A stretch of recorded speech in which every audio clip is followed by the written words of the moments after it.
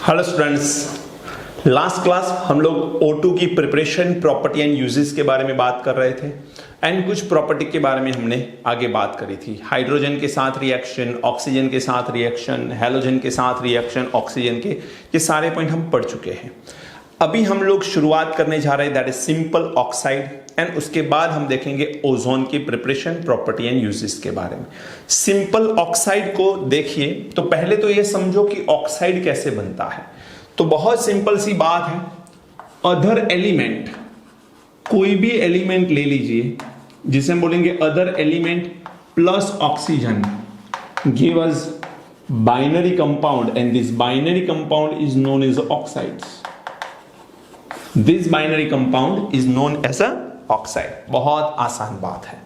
हाँ, एक चीज याद रखना कि इनर्ट गैसेस ये नहीं बना सकते और प्लेटिनम, गोल्ड जैसी इनर्ट मेटल ये काम नहीं कर सकते।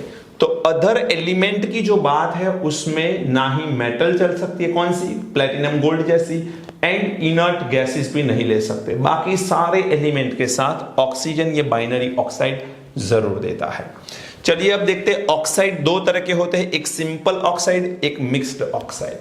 सिंपल ऑक्साइड उसे बोला जाता है जिसमें ऑक्सीजन के साथ, समझना ध्यान से, ऑक्सीजन के साथ जो अदर एलिमेंट है उसकी पर्टिकुलर कोई एक ही ऑक्सीडेशन स्टेट होनी चाहिए, कोई पर्टिकुलर वन ऑक्सीडेशन स्टेट इसके पास होनी चाहिए।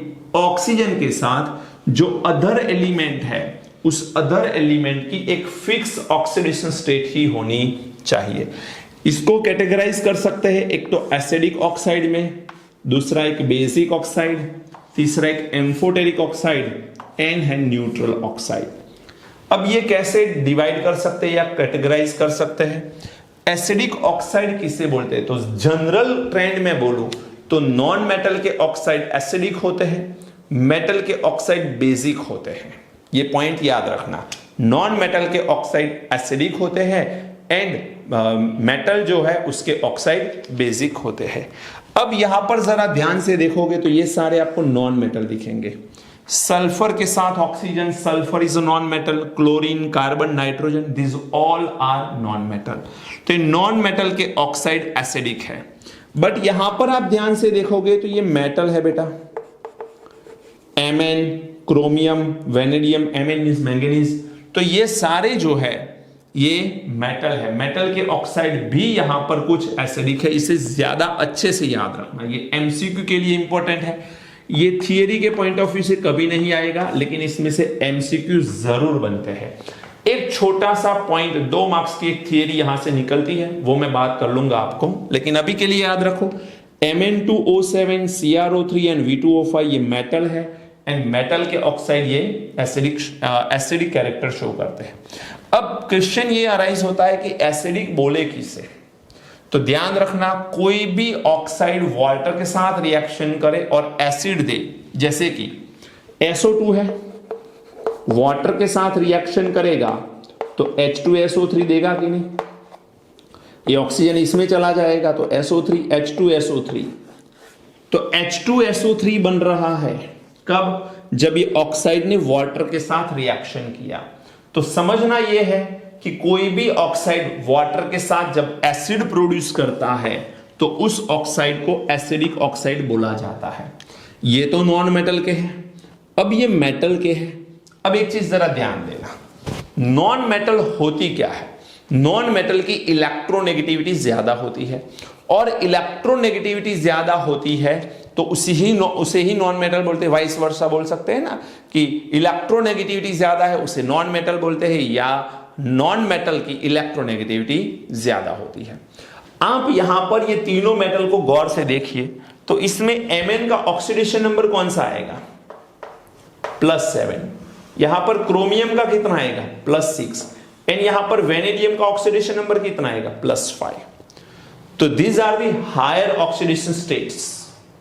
मेटल की ऑक्सीडेशन स्टेट जितनी हायर होती है, आउटर शेल में से इलेक्ट्रॉन उतने ज्यादा रिलीज होते हैं।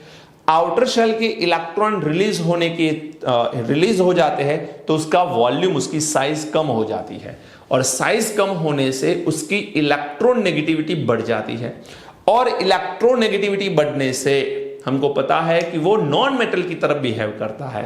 तो these are the metal which are behaving like non metal due to higher oxidation state. Higher oxidation state है तो मेटल भी नॉन मेटल की तरह बिहेव करती है, बिकॉज उनकी इलेक्ट्रोनेगेटिविटी बढ़ जाती है। पीरियोडिक टेबल में ये बात हम कर चुके हैं। तो ये भी हमारे एसिडिक ऑक्साइड है। अब बेसिक ऑक्साइड, मैंने थोड़ी देर पहले बताया कि मेटल के ऑक्साइड जो होते हैं वो बेसिक होते हैं। अब सबसे पावरफुल मेटल कौन से ग्रुप पे है? First and second, alkali and alkaline earth metal में जितने भी मेटल है वो प्योर अच्छी मेटेलिक कैरेक्टरिस्टिक रखते हैं, उनके ऑक्साइड बेसिक ऑक्साइड है। Sodium belong from the group number first, calcium and barium belong from the group number second. ये है बेसिक ऑक्साइड। इसको हम लोग देखें, इसका डेफिनेशन देखें तो कोई भी ऑक्साइड वाटर के साथ रिएक्शन करे एंड बेस प्रोड्यूस करे, तो देखो calcium oxide react with water and form CaOH twice, calcium hydroxide. तो ये बेस है, तो कोई भी ऑक्साइड वाटर के साथ बेस प्रोड्यूस करता है तो उसे बेसिक ऑक्साइड बोला जाता है। बहुत आसान है। Then after amphoteric, amphoteric oxide वो ऑक्साइड है जो सिचुएशन देख के बिहेव करते हैं। एसिड के साथ जब वो रिएक्ट करे तो वो एज अ बेस रिएक्ट करते हैं, एंड बेस के साथ वो रिएक्ट करे तो एज अ एसिड बिहेव करते हैं। तो कहने का मतलब है कि ऐसा ऑक्साइड जो एसिड के साथ भी रिएक्शन करे, बेस के साथ भी रिएक्शन करे। तो यहां पर HCl है जो Al2O3 के साथ रिएक्ट कर रहा है, तो यहां पर एसिड के साथ Al2O3 का रिएक्शन हुआ, यहां पर बेस के साथ Al2O3 का रिएक्शन हुआ। ये एसिड एंड बेस दोनों के साथ Al2O3 रिएक्शन कर रहा है, इसीलिए इसको एम्फोटेरिक ऑक्साइड बोलते हैं। रिएक्शन को जरा देखिए, Al2O3, HCl and water. Balance तो आप अपने आप भी कर सकते हो, कोई बड़ी बात नहीं है। Al2O3, थोड़ी देर के लिए मोल को हटा दीजिए, चलो मैं आपको बैलेंस करके दिखाता हूं। बहुत आसान है बेटा बैलेंस करना, जरा समझ लो। 2 एल्यूमिनियम है, आपको ये प्रोडक्ट तो याद रखनी पड़ेगी, AlH2O6 3 plus NCl minus. 2 aluminium है तो यहां पर 2 से मल्टीप्लाई करो। वाटर के मोल कितने हो गए? 6 × 2 12। अब 12 मोल ऑफ वाटर है, लेकिन यहां पर 12 मत लिखो। क्यों? क्योंकि हाइड्रोजन तो यहां पर भी अवेलेबल है। देखो हाइड्रोजन यहां पर अवेलेबल है, कितने? तो उसके लिए चार्ज देखो, 3 × 2 6 प्लस 6 माइनस करो तो answer would be 0। 3 × 2 plus 6 minus -6 plus 6 answer 0। तो 6 Cl की जरूरत है, HCl में से Cl आएंगे। अब यहां पर जरा ध्यान दे दो, तो ऑक्सीजन कितने चाहिए? 6 × 2 12 ऑक्सीजन चाहिए। ऑक्सीजन बोल रहा हूं, 12 चाहिए, जिसमें से 3 यहां पर है, रिमेनिंग इज 9। तो यहां पर 9 ऑक्सीजन। 9 × 2 18, 18 प्लस 6 24। तो देखो 6 × 2 12, 12 × 2 24। हो गया कि नहीं बैलेंस? बहुत आसान होता है, लेकिन आपको ध्यान रखना पड़ता है, ये कॉम्प्लेक्स फॉर्म हुआ। ये कॉम्प्लेक्स का शेप कैसा होता है? ऑक्टाहेड्रल, याद रखना, ऑक्टाहेड्रल शेप होता है इसका। सिमिलरली इसका भी। अब Al2O3 NaOH एंड वाटर के साथ रिएक्ट करेगा, 3 mole of Na3 2 Na3 AlOH6 मिलेगा। इसको जरा मैं और आयोनाइज करूं तो यहां पर मिलेगा 6 Na plus 2 mole of AlOH6 times, ऊपर की तरफ आएगा -3। तो 6 प्लस 6 माइनस, पॉइंट ये है AlOH6 टाइम्स OH के ऊपर -6 है, Al के ऊपर +3 है, तो फाइनल यहां पर -3। ये जो 2 है वो सोडियम के ऊपर तो एप्लीकेबल है, एज वेल एज 2 ये कॉम्प्लेक्स के ऊपर भी एप्लीकेबल है। जो स्क्वायर ब्रैकेट में लिखा गया है उसी को कॉम्प्लेक्स बोलते हैं। तो ये 2 कॉम्प्लेक्स के ऊपर भी एप्लीकेबल है, 2 सोडियम के ऊपर भी एप्लीकेबल है। तो सोडियम हो गई 6 and 2 mole of complex 2 AlOH6 3 minus 3 minus into 2 -6 6 into +1 +6 answer is 0। समझ में आया पॉइंट? बहुत आसान सी बात है ये, तो याद रख लेना। ओके, अब हम लोग देखने वाले हैं ओजोन के बारे में। ओके, चलिए नोट करिए, फिर आगे बढ़ते हैं। चलिए अब हम लोगों को देखना है ओजोन के बारे में। ओजोन ये थियरी स्टेट बोर्ड के लिए बहुत इंपॉर्टेंट थियरी है और आप सबको मेरी गुजारिश है कि इस थियरी को अच्छे से याद कर लेना। बहुत आसान सी थियरी है, एक दो बार आप लिख लोगे इस थियरी को तो जरूर याद हो जाएगी। बहुत ही आसान थियरी है। देखते हैं ओजोन एक्चुअल में क्या है। तो देखो, ozone allotropic form of oxygen.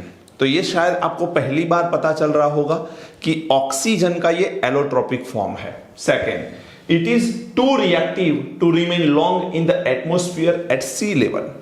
Ozone इतना रिएक्टिव है कि वो सी लेवल के ऊपर एग्जिस्ट नहीं कर पाता, क्योंकि एटमोस्फियर के अंदर वो हाईली रिएक्टिव होता है, तो वो ओजोन जो है वो ऑटोमेटिकली ऑक्सीजन में कन्वर्ट हो जाता है। तो सी लेवल पे वो एग्जिस्ट नहीं करता due to higher reactivity of the ozone. Second, at a height of about 20 kilometre, sea level से 20 किलोमीटर हाइट पे यदि आप चले जाओ तो वहां पर ऑक्सीजन सनलाइट की प्रेजेंस में ओजोन फॉर्म करता है।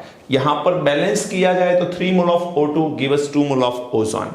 तो हुआ क्या बेटा, ऑक्सीजन ओजोन में कन्वर्ट हुआ अबाउट 20 किलोमीटर। तो सी लेवल से 20 किलोमीटर तक हाइट पे चले जाए तो वहां पर ऑक्सीजन सनलाइट की प्रेजेंस में ओजोन में कन्वर्ट हो जाता है।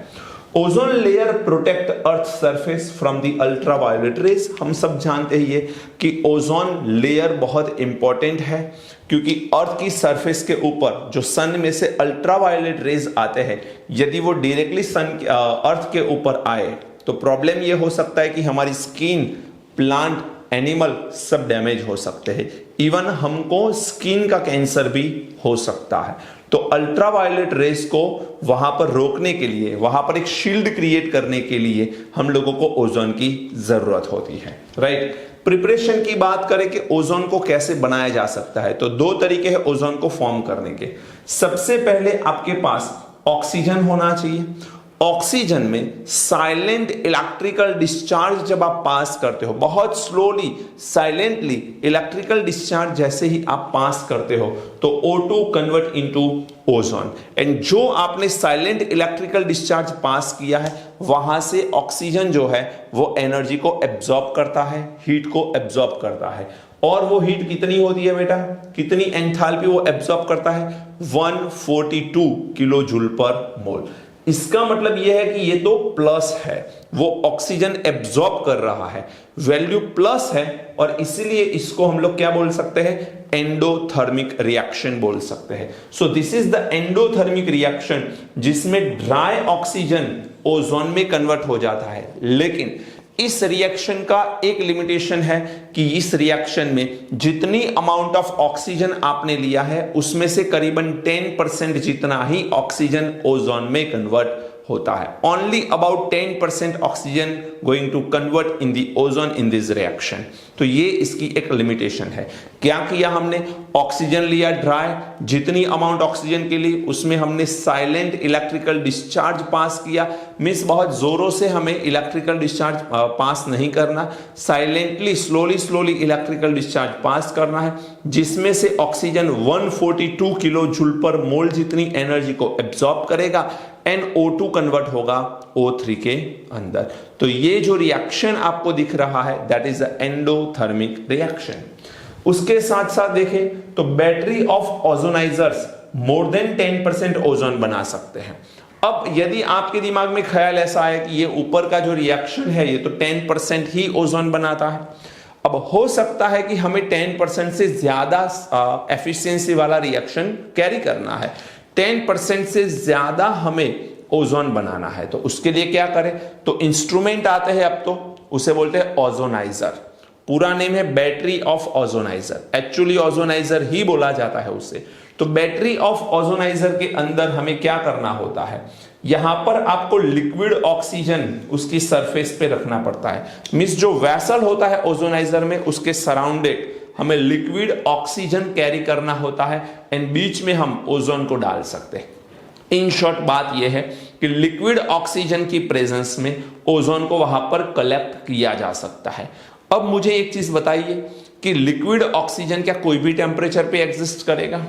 तो नो, लिक्विड ऑक्सीजन बहुत ही लोअर टेम्परेचर पे एग्जिस्ट करता है, करीबन 90 केल्विन।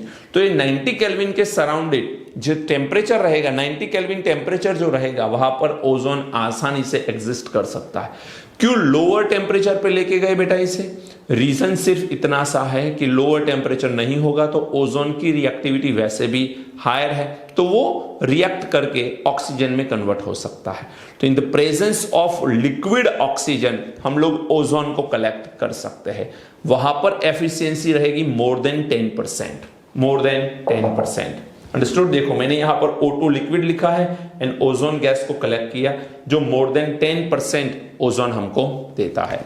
प्रॉपर्टी की बात करें तो कुछ प्रॉपर्टी तो बहुत रूटीन सी प्रॉपर्टी है। प्योर ओजोन जो होता है वो 3 डिफरेंट कलर में देखने को मिलता है। क्यों? क्योंकि 3 डिफरेंट स्टेट में देखने को मिलता है। गैसियस स्टेट में जब वो होता है तब पेल ब्लू कलर होता है, मींस थोड़ा सा डल ब्लू कलर बोल सकते हो आप, डल ब्लू कलर का वो देखने को मिलता है जब वो गैसियस स्टेट में है। लिक्विड स्टेट में है तो वो डार्क ब्लू कलर का दिखता है, सॉलिड स्टेट में है तो वायोलेट ब्लैक कलर का होता है।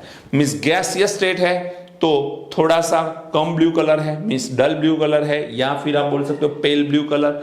देन यदि थोड़ा सा उसने लिक्विड में कन्वर्जन स्टार्ट किया तो डार्क ब्लू हो जाएगा, एंड सॉलिड है तो वायोलेट ब्लैक कलर का हमें ओजोन दिखता है। देन आफ्टर कैरेक्टरिस्टिक स्मेल है इसकी, एक फिक्स स्मेल कैरी करता है ozone. Small concentration is harmless, small concentration जो है वो हार्मफुल नहीं होता है, हार्मलेस है। Then concentration rises about 100 ppm, ये पॉइंट इंपॉर्टेंट है। स्मॉलर कंसेंट्रेशन है वो तो हार्मलेस है, बट यदि 100 ppm से ओजोन का कंसेंट्रेशन बढ़ा तो वहां पर प्रॉब्लम हो सकता है। क्या प्रॉब्लम हो सकता है? Breathing become uncomfortable, breathing problem हो सकता है। जो कोरोना का ये प्रॉपर्टी है एग्जैक्टली लाइक ओजोन की ही वही प्रॉपर्टी हो जाती है कि 100 ppm कोई एनवायरमेंट में 100 ppm या उससे ज्यादा ओजोन का प्रपोर्शन है तो breathing become uncomfortable and it result headache and nausea. इसका मतलब क्या है? वो आंचकी आती है ना, हमें उबका आते हैं तो उसको बोलते हैं न्यूसिया। तो ये ध्यान रखना, नौसिया दैट इज उबका या फिर आंचकी आना। चलिए अब यहां पर जो मैं बात करने जा रहा हूं, this is all about thermodynamics. अब आपको थोड़ा बहुत थर्मोडायनेमिक्स के बारे में नॉलेज है तो आप बहुत ही आसानी से इस चीज को समझ पाओगे। आपको थोड़ा बहुत एंट्रोपी का नॉलेज होना चाहिए। एंट्रोपी क्या है? तो डिसऑर्डर है। एंट्रोपी क्या है बेटा? डिसऑर्डर है। आप जरा इस रिएक्शन को गौर से देखिए। तो यहां पर मैंने क्या किया है? ओजोन को ऑक्सीजन में कन्वर्ट किया है, जबकि आगे हमने देखा था उसमें ऑक्सीजन को ओजोन में कन्वर्ट किया था। अब दोनों बिल्कुल ऑपोजिट रिएक्शन है तो एक कंक्लूजन यहां पर बिल्कुल निकल सकता है कि O2 को ओजोन में कन्वर्ट करने के लिए रिक्वायर्ड अमाउंट ऑफ हीट कितनी चाहिए? 142 किलो जूल पर मोल। 142 किलो जूल पर मोल जितनी एंथैल्पी से देनी पड़ती है जब ऑक्सीजन को ओजोन में कन्वर्ट करना होता है। लेकिन ये तो ओजोन को O2 में कन्वर्ट करना है, तो ये यदि एंडोथर्मिक है तो ये कैसा होगा? एक्सोथर्मिक। बिल्कुल सही सोचा आपने, एक्सोथर्मिक रिएक्शन होगा, क्योंकि रिएक्शन का डायरेक्शन बदल जाए तो जो एंडोथर्मिक रिएक्शन होते हैं वो एक्सोथर्मिक हो जाते हैं। तो ये रिएक्शन बन जाएगा हमारा एक्सोथर्मिक, और एक्सोथर्मिक रिएक्शन में डेल्टा H की वैल्यू कैसी रहेगी? नेगेटिव रहेगी। तो डेल्टा H बिकम नेगेटिव कब? जब हमारा रिएक्शन एक्सोथर्मिक होगा। ये एक्सोथर्मिक कैसे पता चला? तो इसका ऑपोजिट रिएक्शन एंडोथर्मिक है तो ये एक्सोथर्मिक होगा और डेल्टा H की वैल्यू नेगेटिव आएगी। इतना ही नहीं, ये दोनों गैसियस स्टेट में है, जरा ध्यान से देखो, बिल्कुल गैसियस स्टेट है। अब यहां पर ओजोन के नंबर ऑफ मोल कितने हैं? 2, जबकि यहां पर ऑक्सीजन के नंबर ऑफ मोल कितने हैं? 3, है कि नहीं? तो 2 मोल ozone going to convert in a 3 mole of oxygen। तो गैसियस मोल इंक्रीज हो रहे हैं। अब हम थर्मोडायनेमिक्स में ये कंक्लूजन निकाल चुके हैं कि जब भी कोई रिएक्शन होता है, गैसियस के मोल बढ़े, गैसियस प्रोडक्ट के मोल रिएक्टेंट की कंपेयर में ज्यादा हो जाए तो डिसऑर्डर बढ़ जाता है। डिसऑर्डर बढ़ जाता है तो एंट्रोपी की वैल्यू बढ़ेगी। तो यहां पर डेल्टा एस बिकम पॉजिटिव होता है कि नहीं बेटा? देखो ये 2 मोल है, ये 3 मोल है, तो कितने मोल इंक्रीज हुआ? 1 मोल इंक्रीज हुआ। कौन से स्टेट में इंक्रीज हुआ? गैसियस स्टेट में इंक्रीज हुआ। तो जब भी गैसियस स्टेट में ये इंक्रीज होता है, आपको ध्यान रखना है कि यहां पर एंट्रोपी इंक्रीज होगी। तो यहां पर एंट्रोपी की वैल्यू पॉजिटिव। अब थर्मोडायनेमिक इक्वेशन आप जानते हो, delta G is equal to delta H minus T delta S. यहां पर आप नेगेटिव वैल्यू रखो डेल्टा एच की जगह और डेल्टा एस की जगह पॉजिटिव वैल्यू रखो, तो ये टी डेल्टा एस, इसमें टेम्परेचर को डेल्टा एस से मल्टीप्लाई करना है। डेल्टा एस की वैल्यू पॉजिटिव आएगी तो टोटल आंसर नेगेटिव रहेगा, एंड डेल्टा एच तो नेगेटिव है ही, तो यहां पर चाहे कितनी भी वैल्यू आ जाए, फाइनल आंसर कैसा रहेगा? नेगेटिव। Final answer negative. अब बेटा किसका आंसर नेगेटिव आया? Delta G value become negative. Delta G की वैल्यू नेगेटिव आई। अब आपको पता होगा कि जब भी डेल्टा जी की वैल्यू नेगेटिव आती है तो रिएक्शन स्पॉन्टेनियस होता है, एंड रिएक्शन स्पॉन्टेनियस होता है दैट मींस ओजोन का ऑक्सीजन में कन्वर्जन इटसेल्फ हो रहा है। This is a spontaneous reaction. इसमें हमें कुछ नहीं करना पड़ता, जबकि ऑक्सीजन को ओजोन में कन्वर्ट करने के लिए कुछ ना कुछ हमें रिएक्शन करवाना पड़ता है। जैसे साइलेंट इलेक्ट्रिकल डिस्चार्ज हमने यहां पर डाल दिया, यहां पर लोअर टेम्परेचर है, लिक्विड ऑक्सीजन के ऊपर हमने ओजोन को डाला है, जबकि यहां पर देखो reaction is spontaneous. So O2 is more stable then oxygen, ozone. बोल सकते हैं कि नहीं? O2 is the more stable then ozone. ऐसा क्यों बेटा? देखो ऑटोमेटिकली रिएक्शन में ओजोन में से क्या बन रहा है? O2। अब जब ओजोन में से O2 ऑटोमेटिकली फॉर्म हो रहा है, इसका मतलब रिएक्शन ऑलवेज स्टेबिलिटी गेन करने का ट्राई करता है। अब रिएक्शन यदि स्टेबिलिटी गेन करने का ट्राई करेगा तो ओजोन में से वो कहां जाएगा? O2 में जाएगा। ओजोन में से वो O2 में क्यों जा रहा है? क्योंकि उसे ज्यादा स्टेबिलिटी मिलती होगी। तो ओजोन की कंपेयर में ऑक्सीजन की स्टेबिलिटी कैसी होनी चाहिए? ज्यादा होनी चाहिए। स्पॉन्टेनियस रिएक्शन ऑलवेज उस तरफ होता है, उस डायरेक्शन में जाता है वहां पर जहां उसे स्टेबिलिटी ज्यादा मिले।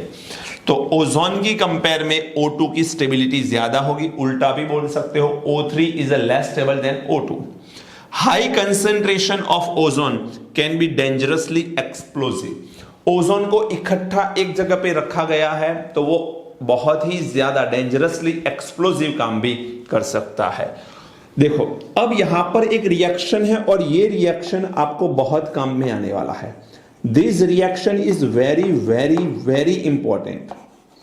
ये समझना बहुत जरूरी है कि एक्चुअल में ओजोन को हम लोग फ्री ऑक्सीजन फ्री एनवायरनमेंट में रख ले तो होता क्या है। यदि आपने ओजोन को फ्री रख लिया तो ओजोन अपने आप डिकम्पोज हो जाता है, एक नेसेंट ऑक्सीजन देता है एंड एक O2 गैस देता है। जरा ध्यान देना, ओजोन अनस्टेबल है बेटा, तो सीधी सी बात है वो O2 दे रहा है, लेकिन सिंगल मोल ऑफ ओजोन है तो वो होता क्या है? सिंगल मोल ऑफ ओजोन एक अलग से ऑक्सीजन को सेपरेट करता है एंड O2 बना लेता है। अब हमारे पास जो नेसेंट ऑक्सीजन आया, O गैस उसे बोलते हैं नेसेंट ऑक्सीजन। जो नेसेंट ऑक्सीजन आया वो हाईली रिएक्टिव होता है। कहीं पर भी ऑक्सीजन की रिक्वायरमेंट है, ये नेसेंट ऑक्सीजन वहां पर चला जाएगा। इसका मतलब यह हुआ कि ओजोन बहुत आसानी से नेसेंट ऑक्सीजन देता है किसी को। अब नेसेंट ऑक्सीजन जिसमें भी चला जाएगा उसका होगा क्या? ऑक्सीडेशन, क्योंकि ऑक्सीजन जा रहा है। तो ओजोन ने क्या दिया? Nascent oxygen. जिसको दिया उसका क्या हुआ? ऑक्सीडेशन। तो ozone is a very good oxidising agent, so it is a powerful oxidising agent. तो आप लोगों को पता यह होना चाहिए कि ozone is a powerful oxidising agent. बहुत आसानी से चीजों को ऑक्सीडाइज कर सकता है, क्योंकि खुद डिकम्पोज होकर नेसेंट ऑक्सीजन को रिमूव करता है।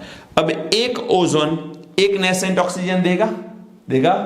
अब जरा ध्यान देना, लेड सल्फाइड लिया है मैंने PbS, उसमें से मुझे फॉर्म करना है PbSO4, लेड सल्फेट। सल्फाइड में से सल्फेट फॉर्म करना है, कितने ऑक्सीजन की रिक्वायरमेंट है? 4। अब आपको पता है कि एक ओजोन एक ऑक्सीजन देगा, ये तो ऑक्सीजन गैस है, ये O2 डबल बॉन्ड होने की वजह से इजीली रिएक्शन में पार्टिसिपेट नहीं करता। रिएक्शन में पार्टिसिपेट सिर्फ कौन करेगा? Nascent oxygen. तो PbS के साथ हमको 4 मोल ऑफ ओजोन रखना पड़ेगा। ऐसा क्यों बेटा? 4 मोल ऑफ ओजोन से क्या फर्क पड़ेगा? 4 मोल ओजोन, यदि यहां पर आप 4 लगा दो तो 4 nascent oxygen and 4 mole of O2। 4 mole of O2 तो चले जाएंगे, बट 4 नेसेंट ऑक्सीजन इस सल्फर के साथ सल्फेट बना लेंगे। तो sulphide become sulphate in the presence of ozone. हर एक ओजोन एक नेसेंट ऑक्सीजन देता है, इस चीज को दिमाग में बिठा लो तो मिस्टेक नहीं होगी। उसके बाद 2I-, ये है आयोडाइड। क्या है? आयोडाइड। वाटर एंड ओजोन, ये जो ओजोन है ये एक ऑक्सीजन यहां पर देगा, क्योंकि हमें पता है कि नेसेंट ऑक्सीजन रिलीज होता है ओजोन में से, तो ये H2 है, O भी 2 हो जाएंगे, दोनों 2 मोल ऑफ OH- बना लेंगे। इलेक्ट्रॉन कहां से आएंगे? 2I-, वो 2 इलेक्ट्रॉन रिलीज करेंगे। इलेक्ट्रॉन रिलीज करना मींस ऑक्सीडेशन, तो ये 2 इलेक्ट्रॉन ये H2O गेन करेगा, 2OH- बनाएगा, 2I- I2 सॉलिड में कन्वर्ट होगा, एंड O3 में से O चला गया, बच गया O2, तो यहां पर मिलेगा O2। बात समझ आई कि नहीं? देखो बेटा, बहुत आसान सी बात है। वाटर में एक ऑक्सीजन अवेलेबल है, मुझे फॉर्म करने हैं 2 मोल ऑफ OH, तो एक ऑक्सीजन की जो रिक्वायरमेंट है वो कौन देगा? Ozone. But in this case हमें इलेक्ट्रॉन भी चाहिए, तो इलेक्ट्रॉन I- देता है, ऑक्सीजन ओजोन देता है, दोनों मिलके इसका रिडक्शन होके 2 मोल ऑफ OH- बन गया। 2I- -1 ऑक्सीडेशन स्टेट से 0 ऑक्सीडेशन स्टेट बन गई। -1 से 0 ऑक्सीडेशन नंबर इंक्रीज हुआ, तो I- का क्या हुआ? ऑक्सीडेशन। तो यहां पर लेड सल्फाइड लेड सल्फेट में कन्वर्ट हुआ, आयोडाइड आयोडीन में कन्वर्ट हो गया। ऑक्सीडेशन के ये रिएक्शन है। So it show ozone is a powerful oxidising agent. आपको यदि रेडॉक्स रिएक्शन पे कमांड है तो इसे समझना बहुत आसान होगा आपके लिए। नेक्स्ट आता है क्वांटिटेटिव मेथड। अब देखो, क्वांटिटेटिव मेथड का मतलब यह है कि कितना ओजोन यूज हुआ, उस ओजोन की क्वांटिटी को पहचानना है। कैसे पहचानेंगे? जरा ध्यान देना। हमारे पास एक वेसल है, वेसल के अंदर हमने एक सॉल्यूशन को भर के रखा है। अब सॉल्यूशन कैसा है, इस सॉल्यूशन को याद कर लो आप। Access potassium iodide aqua solution buffered with the borate buffer, ये ध्यान रखना है। बोरेट बफर के सॉल्यूशन का यूज करके हमने Ki का एक्वा सॉल्यूशन हायर कंसेंट्रेशन वाला फॉर्म किया है। तो समझना यह है कि हमारे पास बोरेट बफर सॉल्यूशन बहुत डिफरेंट टाइप के होते हैं, उसमें से हमने बोरेट बफर लिया, उस बोरेट बफर से हमने Ki का हायर कंसेंट्रेशन वाला सॉल्यूशन बनाया। तो excess Ki aqueous buffered with the borate buffer. बात समझ आई कि नहीं? तो बोरेट बफर के पास बोरेट बफर का यूज करके Ki का हायर कंसेंट्रेशन वाला सॉल्यूशन हमने बनाया, जिसमें हमने ओजोन डाल दिया। तो अब हुआ क्या? Ki जो है बेटा समझ लेना, Ki जो है उसमें I- होगा, यहां पर क्या है? ओजोन, एंड एक्वाइस है तो वाटर तो होगा ही होगा। तो ये तीनों रिएक्ट करेंगे, तो कॉमन सेंस क्या बोल रहा है? यही रिएक्शन है कि नहीं? यही रिएक्शन है। तो Ki में से आयोडाइड, ओजोन हम बाहर से डाल रहे हैं, एंड वाटर तो है। तो इन दिस प्रोसेस लिबरेट कौन होगा?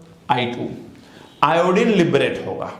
अब जब आयोडीन लिबरेट हुआ, देखो आयोडीन लिबरेट हुआ, आयोडीन ऑब्टेन होगा, उस आयोडीन कितना लिबरेट हुआ, उस आयोडीन का पता करने के लिए हमने उसका टाइट्रेशन किया with the sodium thiosulphate, with the sodium thiosulphate. तो आयोडीन जैसे ही ऑब्टेन होगा, आयोडीन जैसे ही लिबरेट होगा, उस आयोडीन का सोडियम थायोसल्फेट के साथ हमने रिएक्शन करवाया। अब सोडियम थायोसल्फेट के साथ जब हम रिएक्शन करवा रहे हैं तो हमें यह पता चलेगा कि सोडियम थायोसल्फेट कितना यूज हुआ, उसके बिहाफ में आयोडीन कितना फॉर्म होगा। जैसे कि 1:2 के बिहाफ में यदि रिएक्शन है, समझना एक एग्जांपल दे रहा हूं, तो यदि हमारे पास थायोसल्फेट जितना यूज हो रहा है वो समझ में आ गया हमें कि कितना यूज थायोसल्फेट हो रहा है, बिकॉज वो तो हमारा नॉन कंसंट्रेशन सॉल्यूशन है। थायोसल्फेट का कंसंट्रेशन हम पहले से जानते हैं, तो थायोसल्फेट का कितना कंसंट्रेशन वाला सॉल्यूशन यूज हुआ वो पता चलेगा। इसके ऊपर से आयोडीन का पता चलेगा। तो जो लापता था आयोडीन का उसे पता कर दिया हमने। कैसे बेटा? थायोसल्फेट के सॉल्यूशन की अमाउंट में से आयोडीन की अमाउंट को डिटरमाइन किया हमने। अंडरस्टूड? अब आयोडीन जितना फॉर्म होगा, आयोडीन का पता चलेगा, उसके बिहाफ में हम ओजोन की क्वांटिटी निकाल सकते हैं। जैसे कि जरा ध्यान दो, 2 mole of I minus use 1 mole of ozone. Reaction ये बैलेंस्ड रिएक्शन है, तो यहां पर जरा ध्यान दो, तो 2I माइनस 1 मोल ओजोन से रिएक्शन कर रहा है, या फिर बोल सकते हो 1 mole of I2 liberate by 1 mole of ozone. तो जितने मोल I2 रिलीज होगा, कितने मोल I2 रिलीज हुआ वो सोडियम थायोसल्फेट से पता चलेगा रिएक्शन से, कि इतने सोडियम थायोसल्फेट के मोल यूज हुए तो इतने आयोडीन होने चाहिए। तो आयोडीन का पता करने से ओजोन का पता चलेगा, तो ओजोन जो है वो हम लोग पता कर सकते हैं कितना यूज हुआ। तो एस्टिमेटिंग ओजोन गैस हम कर सकते हैं। अंडरस्टूड? देखो क्या किया हमने, बोरेट बफर सॉल्यूशन के थ्रू हमने Ki का एक्सेस अमाउंट वाला सॉल्यूशन बनाया, जिसमें ओजोन डाल के हमने आयोडीन को लिबरेट किया।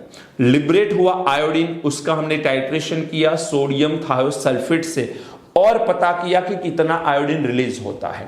जितना आयोडीन रिलीज होता है उसके बिहाफ में हमने ओजोन कितना रिलीज होगा या ओजोन कितना यूज हुआ उसके बारे में पता कर लिया। तो एस्टिमेटिंग ऑफ ओजोन गैस हम कर पाए।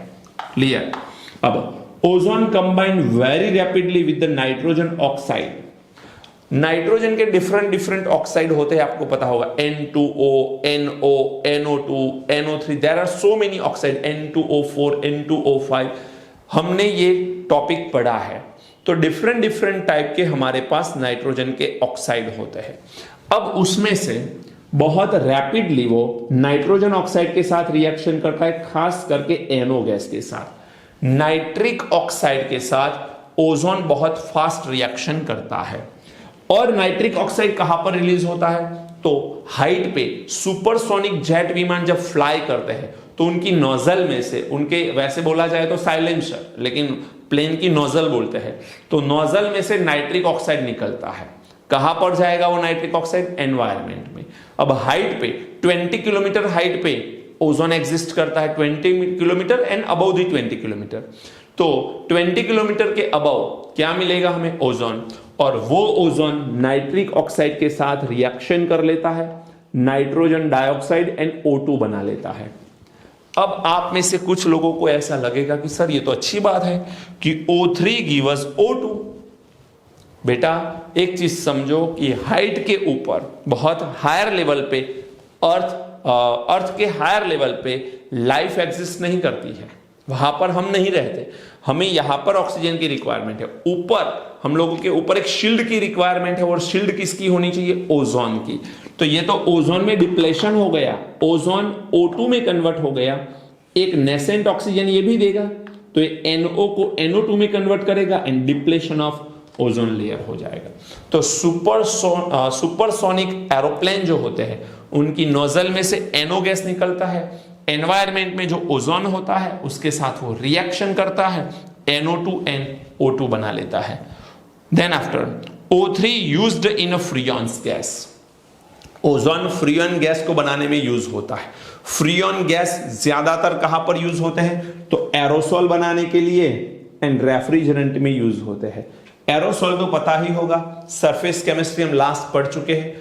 एरोसॉल क्या होता है? एनवायरमेंट में या एयर में सॉल बनाना, एयर में कॉलोइडल सॉल्यूशन फॉर्म करना, उसे बोलते हैं एरोसॉल। एरोसॉल बनाने के लिए ओजोन का यूज किया जाता है। एंड आफ्टर दैट हम लोग बोल सकते हैं रेफ्रिजरेंट में। रेफ्रिजरेंट का मतलब क्या है?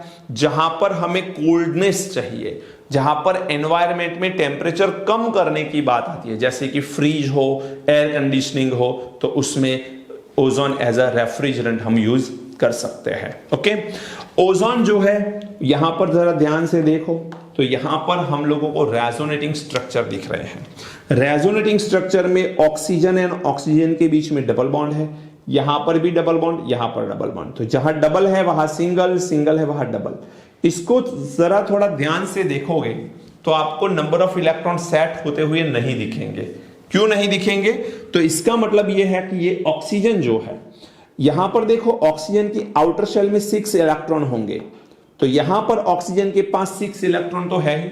अब 6 इलेक्ट्रॉन है तो ये ऑक्सीजन इलेक्ट्रॉन पेयर को डोनेट करेगा, तो ये कोऑर्डिनेट कोवैलेंट बॉन्ड बनेगा, जबकि यहां पर 2 कोवैलेंट बॉन्ड है। बेटा जरा ध्यान देना कि ये जो ऑक्सीजन है, ये ऑक्सीजन 6 इलेक्ट्रॉन को कैरी करते हैं। 6 इलेक्ट्रॉन में से 2 इलेक्ट्रॉन यहां पर उसने डोनेट करे तो कोऑर्डिनेट कोवैलेंट बॉन्ड बन गया, और यहां पर 2 इलेक्ट्रॉन का शेयरिंग कर लिया उसने, तो टोटल 6 इलेक्ट्रॉन हो गए। इसके पास भी 2 इलेक्ट्रॉन शेयरिंग में जाएंगे तो 6 इलेक्ट्रॉन यहां पर हो गए, 6 इलेक्ट्रॉन यहां पर हो गए। तो रेजोनेटिंग स्ट्रक्चर में एक कोऑर्डिनेट कोवैलेंट बॉन्ड है, जबकि 2 कोवैलेंट बॉन्ड है, यहां पर वो कोऑर्डिनेट कोवैलेंट बॉन्ड होगा। तो डबल बॉन्ड जो है वो सिंगल बॉन्ड में, सिंगल बॉन्ड है वो डबल बॉन्ड में कन्वर्ट होता रहता है। यहां पर ऑक्सीजन ऑक्सीजन ऑक्सीजन का बॉन्ड एंगल 117 डिग्री होता है। उतना ही नहीं बेटा, एक पॉइंट याद रखना, रेजोनेंस में कोऑर्डिनेट कोवैलेंट बॉन्ड को एरो से रिप्रेजेंट करने की जरूरत नहीं होती है। ओके, एंड लास्ट में देखते हैं यूजेस। ओजोन के यूज कहां पर होते हैं? Germicide, disinfectant and for sterilising water. Water को डिसइंफेक्ट करना है, स्टरिलाइज करना है, एंड जर्मिसाइड भी हम लोग एज अ जर्मिसाइड ओजोन का यूज कर सकते हैं, तो जर्म को रिलीज कर सकते हैं। फिर डिसइंफेक्टेंट्स मींस हम लोग कोरोना वायरस के अंदर ज्यादातर क्या यूज करते हैं? सैनिटाइजर, तो ऐसे एज अ सैनिटाइजर हम ओजोन का यूज कर सकते हैं। स्टरिलाइजिंग वाटर, वाटर में से जितने जर्म्स है उसे रिमूव करने के लिए इसका यूज कर सकते हैं। ब्लीचिंग करने के लिए, लेकिन किसका bleaching? Oil, floor, starch and Ivory. Oil, floor, starch and Ivory. Ivory का मतलब क्या है?